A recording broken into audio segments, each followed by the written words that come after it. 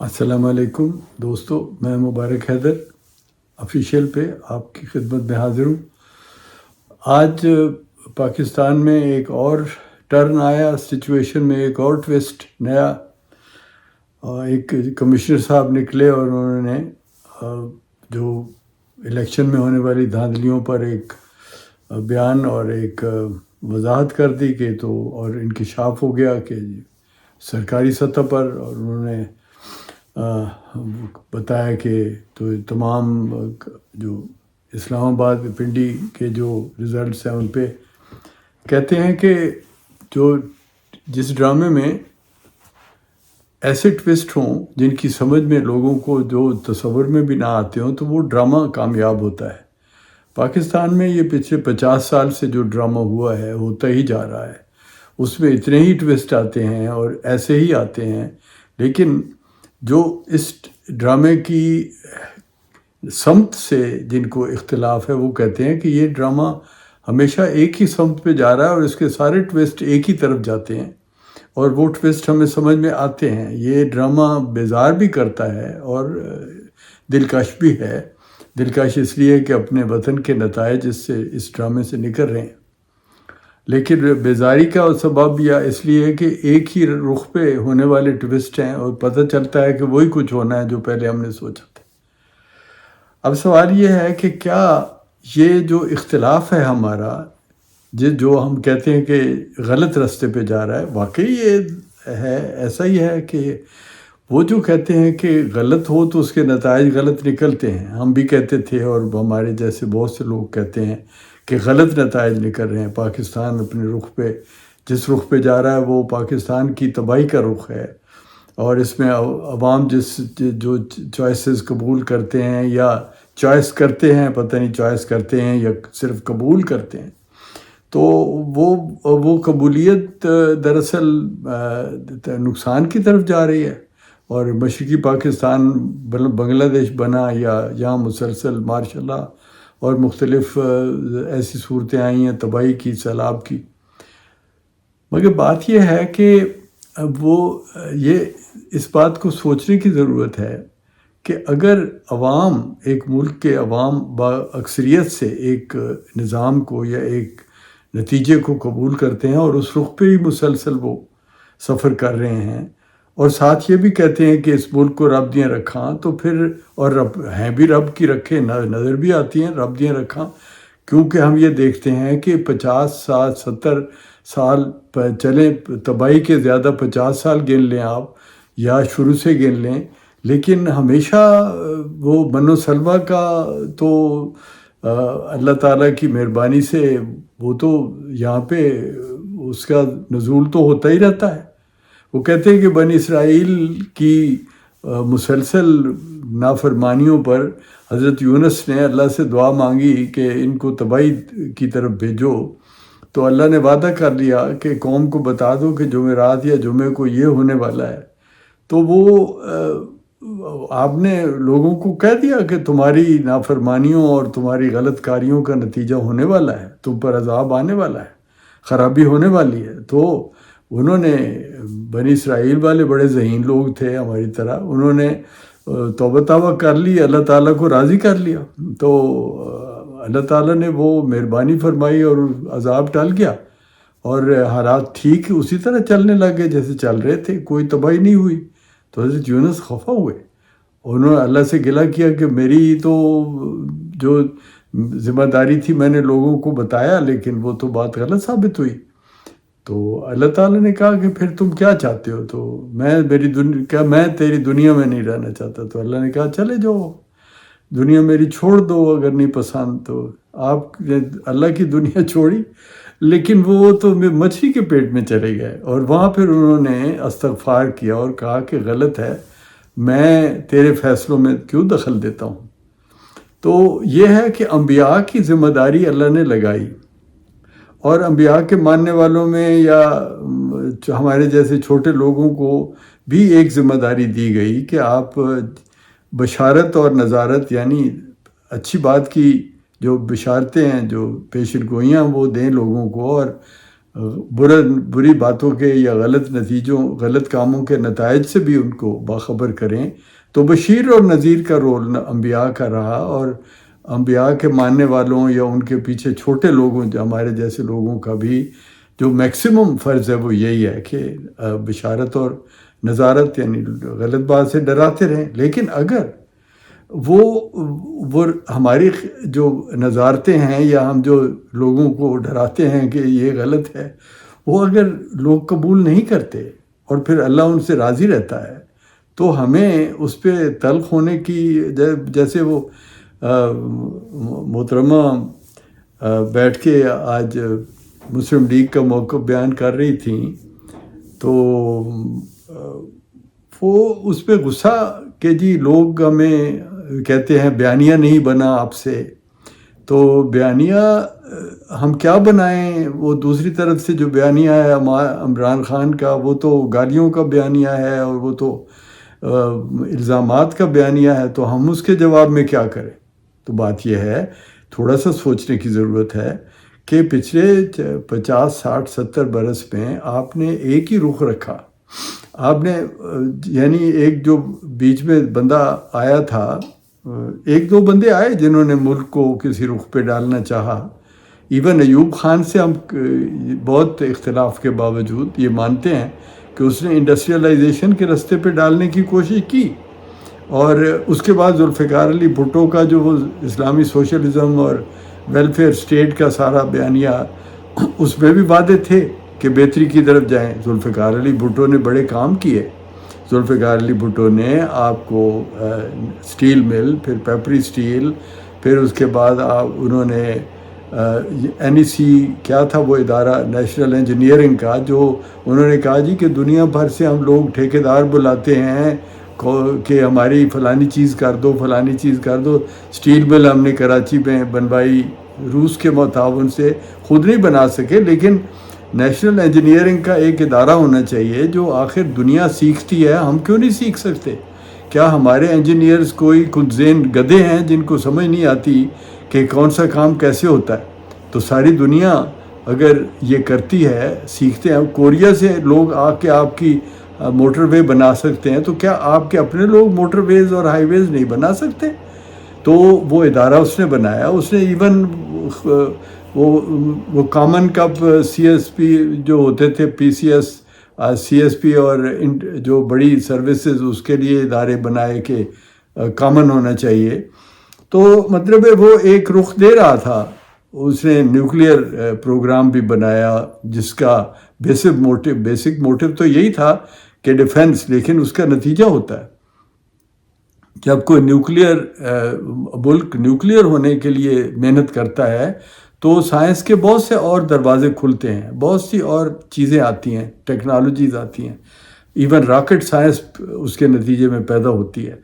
تو یہ بات ہے کہ کوشش تھی، لیکن اس پہ ہم نے جو کیا، اب یہی بیانیے کی بات ہے کہ اگر بیانیہ ہی بنانا تھا تو ہمارے محترم نواز شریف صاحب اور جو پیپلز پارٹی کے بھی بعد میں لوگ آئے ذوالفقار علی بھٹو کے بعد، ان سے کیا بیانیہ بنانے کی بات تھی؟ یہ بیانیہ کافی نہیں تھا کہ آپ سکھ انڈسٹریز کو نیشنلائز کر کے، جو ڈی نیشنلائز کر کے آپ اسے ترقی اور صحت کے راستے پہ ڈالیں، کم از کم اس کے اوپر جو قوم کا خرچہ ہوتا ہے وہ روکیں.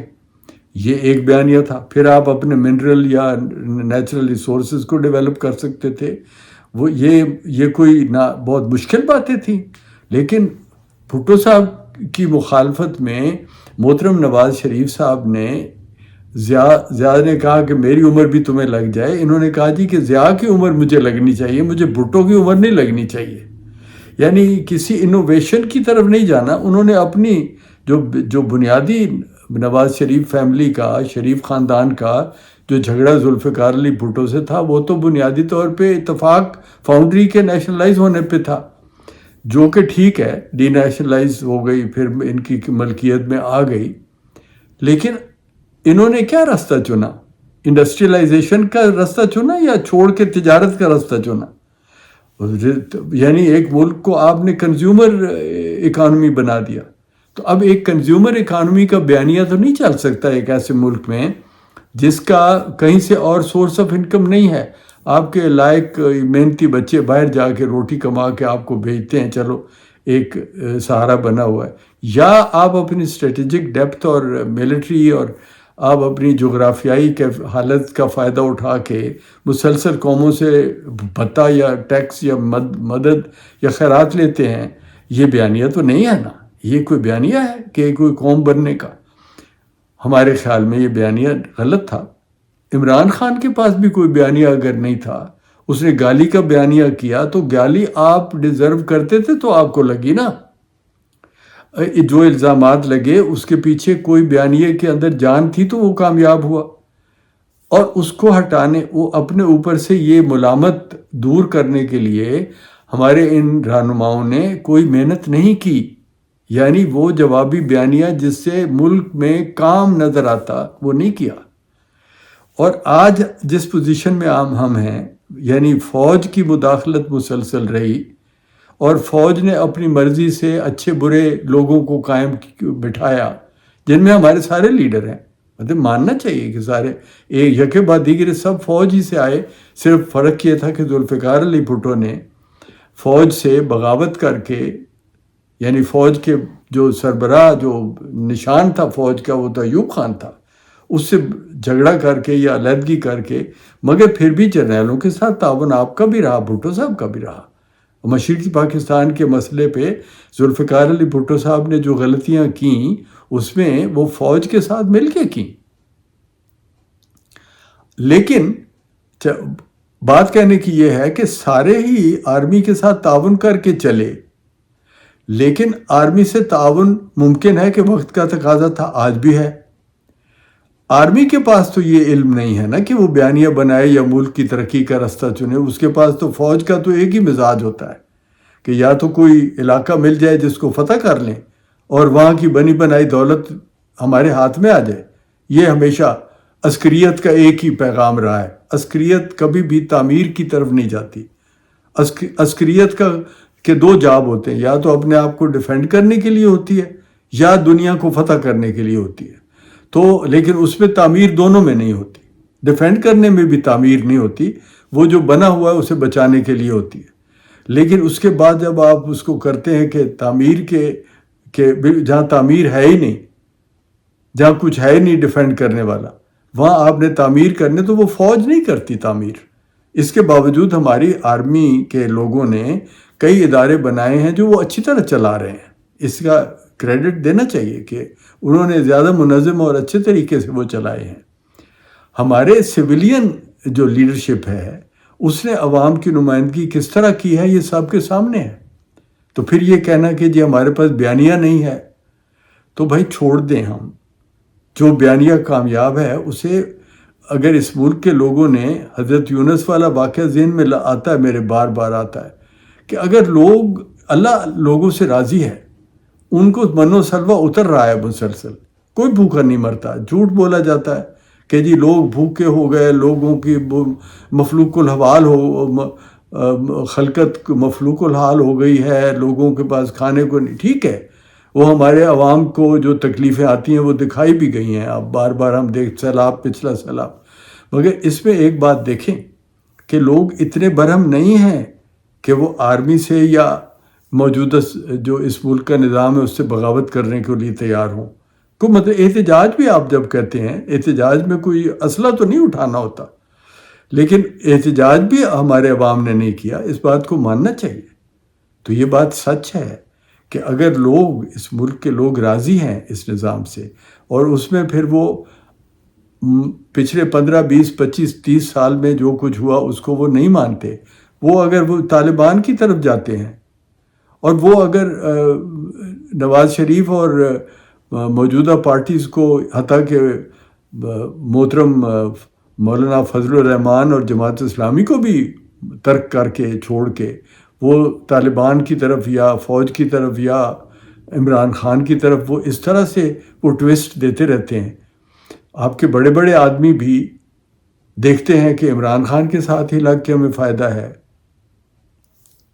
آرمی بھی اب مجھے لگتا ہے کہ اسٹیبلشمنٹ دوبارہ عمران خان کی طرف مائل ہے.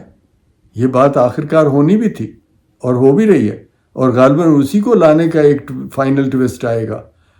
تو کیوں ہم اتنا برہم ہوتے ہیں، کیوں اتنا احتجاج کرتے ہیں؟ ہمارے اچھے لوگ، بڑے موٹیویشنل اسپیکر بھی، بڑے عمدہ جرنلسٹ بھی، شاندار لوگ، ہمارے طلعت حسین جیسے خوبصورت بات کرنے والے لوگ، اور بہت سے لوگ، میں نام کیا لوں، بڑے شاندار، منصور علی خان، بہت منصور علی بہترین وہ کرتے ہیں، اور بہت سے لوگ ہیں جو بڑی سکہ بات کرتے، بہت عمدہ بات کرتے ہیں. مگر دیکھنا یہ ہے کہ اگر کامیابی نہیں ہوتی تو محترمہ مریم نواز کی طرح برہم ہونے سے تو بات نہیں بنتی.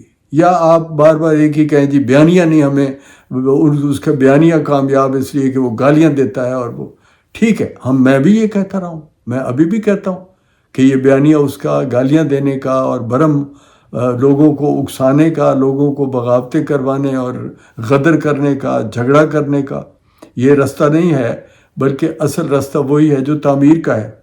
لیکن اگر ہماری بات لوگ نہیں مانتے، نہیں سنتے، یا نواز شریف صاحب اور محترمہ مریم نواز کی بات نہیں سنتے، تو اس میں سوچ کا ایک دعوت ہے، ایک سوچنے کی دعوت ہے کہ آخر کیا وجہ ہے، اور آخر کیا وجہ ہے کہ وہ جو عذاب کی وارننگ اللہ تعالیٰ کی طرف سے پیغمبر نے دی وہ پوری نہیں ہوئی، بلکہ ان کو معافی مل گئی.